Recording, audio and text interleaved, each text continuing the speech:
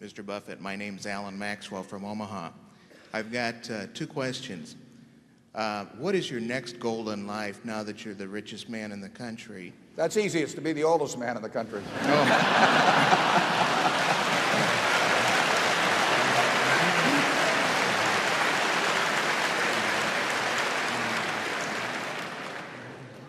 Secondly, you talk about good management with corporations and that you try and buy companies with good management.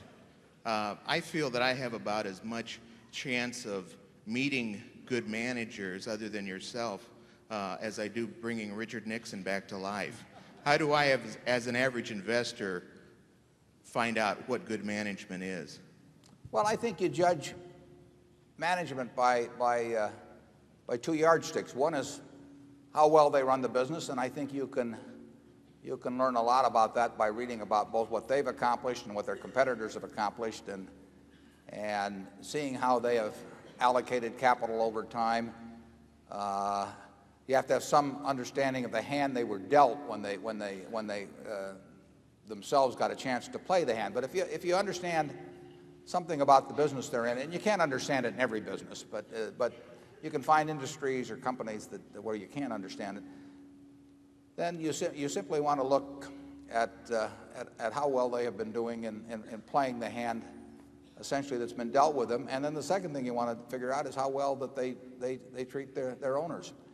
And I think you can get a handle on that oftentimes. A lot of times you can't. I mean, there are many companies that obviously fall in somewhere in that 20th to 80th percentile, and it's a little hard to pick out where they do fall.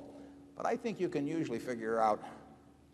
I mean, it's not hard to figure out that, say, Bill Gates or Tom Murphy or Don Keogh or people like that are really outstanding managers. And it's hard to figure out who they're working for.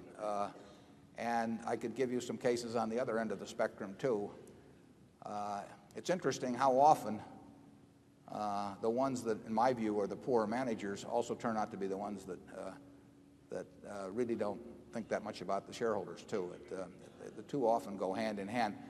But I think reading of reports, reading of competitors' reports, I think you'll get a fix on that in some cases. You don't have to make 100 correct judgments in this business or 50 correct judgments. You only have to make a few. And that's all we try to do.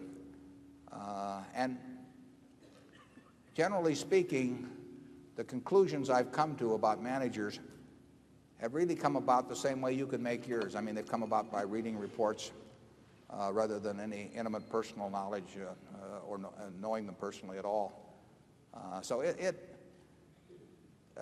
read the proxy statements, see what they think of, see how they treat themselves versus how they treat the shareholders, and look at what they have accomplished considering what the hand was that they were dealt when they took over, compared to what is going on in the industry.